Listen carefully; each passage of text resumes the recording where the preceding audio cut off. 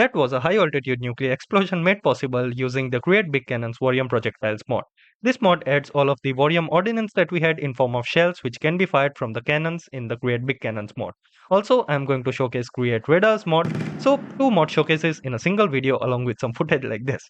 So without any further ado, let's get straight into it. Let's start this video with Create Radars. In order to make one, we need the radar bearing along with the radar receiver block, then we have the radar plate and the dish.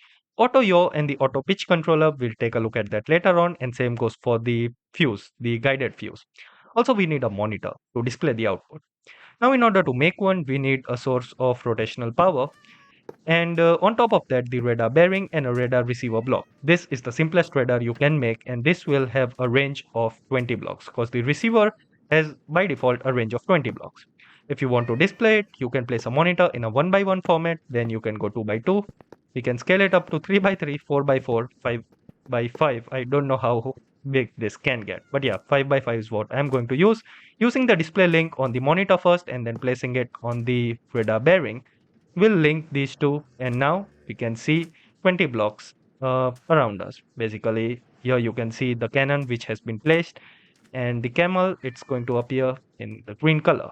So wherever the radar cross section goes, that is the area you can see. Any changes happen in that area that you can witness. So for example, I am the blue dot here, and you can see me moving as I am in front of the radar cross section. If I get out of this cross section, then yeah, you won't be able to see me move. In order to increase the range of the radar, we can use radar plates and radar dishes. Each one of them will increase the range by 5 blocks, so I have used in total 20. That means now our total range is 120 blocks, and now we can see all of the villagers that are here. And also, it's better to increase the speed. As I said, whatever is in front of the cross section of the radar will be visible when any changes happen to that block. So the faster this entire thing is spinning, the better it is. Also, it doesn't consume that much stress unit, and you can see the range here is 120 with dish count of 20, as a single one adds what, 5 blocks. Now if I use the only radar, it will have 20, with one dish it will have 25, so yeah, 5 blocks per dish. Also, you can change what displays on the monitor. So if I change this to no mobs, that will display the machines and the players. Only mobs, self-explanatory, will just give passive and hostile mobs.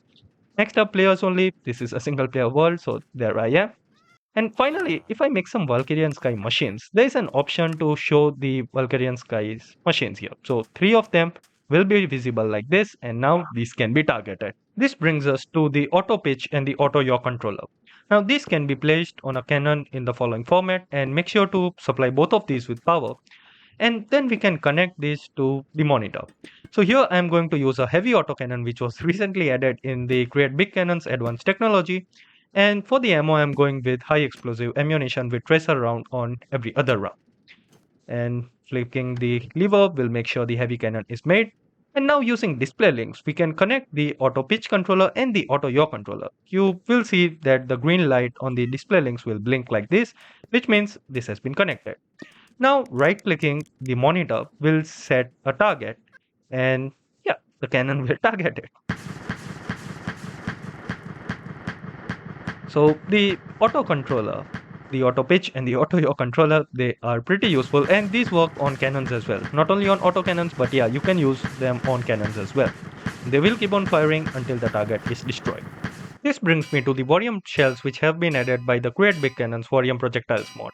Now, there are all of the Ordinance variants along with the Fission and the Fusion bombs, but right now, let's just take a look at the conventional warheads.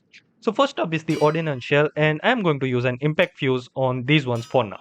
With a powdered charge, I'm going to raise the cannon, and yeah, from this point onwards, things can get a bit loud. I will try to keep the volume minimum, but yeah. And fire.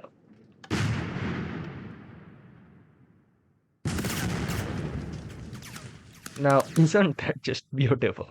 So, we now have Warium projectiles for Create Big Cannons, and let's compare the damage to the normal Warium mod.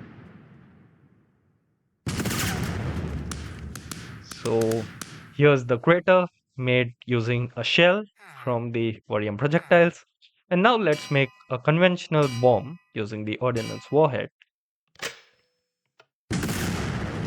And yeah, it looks like craters are the same size. So basically the damage in both of these mods, the base Warium mod and the Warium Projectiles mod, is the same.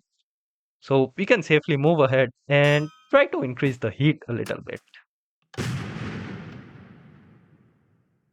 Right, so that was the incendiary bomb type, and yeah, lights up a huge area on fire like this. Next up, we have the heavy projectile, the heavy ordnance. And this one, yeah, it makes a pretty big crater compared to what we had with the normal ordnance. And next up, the super heavy ordnance, the super heavy projectile. I missed two of them, but on the third try, it was a charm. So here we go. There. Absolutely deleted that tower. So the super heavy ordnance is very destructive. Make sure you are using caution when you use something like that. And yeah, the cluster bomb is, well, the good old cluster bomb. And that brings us to the guided fuse. Now the guided fuse can be linked to a monitor like we did with the display links. And this is now linked to a monitor. We can now place it on any bomb. Here I'm going to use a kinetic shell and the gas shell as well. So the kinetic bomb goes here with the big cartridge, not the powdered one, the big one, so that the bomb can travel far. And then we can target something.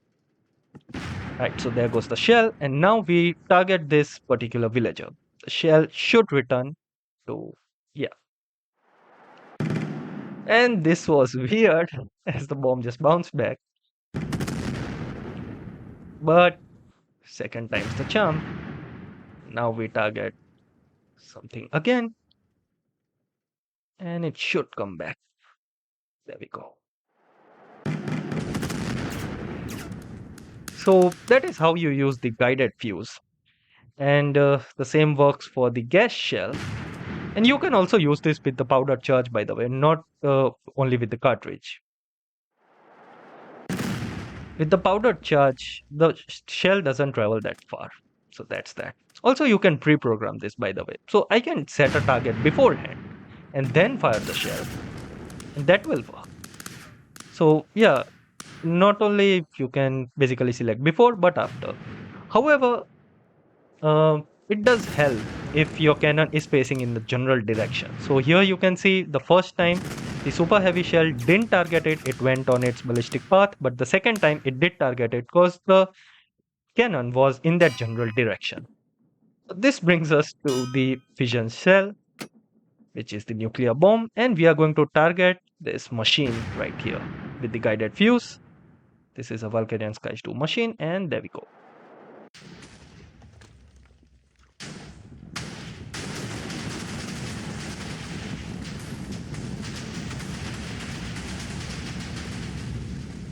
Well, it's safe to say that nuclear explosions, they never get old. And here's something cool that you can do, which is a high altitude nuclear explosion, something which I showed you in the beginning of the video. You can use a timed fuse. I'm going to use 2 seconds on this one and then fire it so it explodes while in flight. And that will deal minimum damage to buildings, but yeah.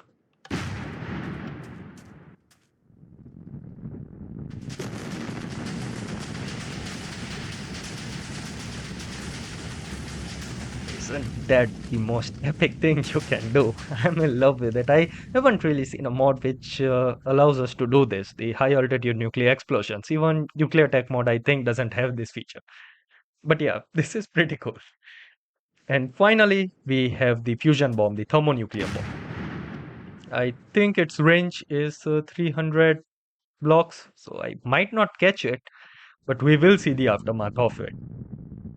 Here we have a world on fire.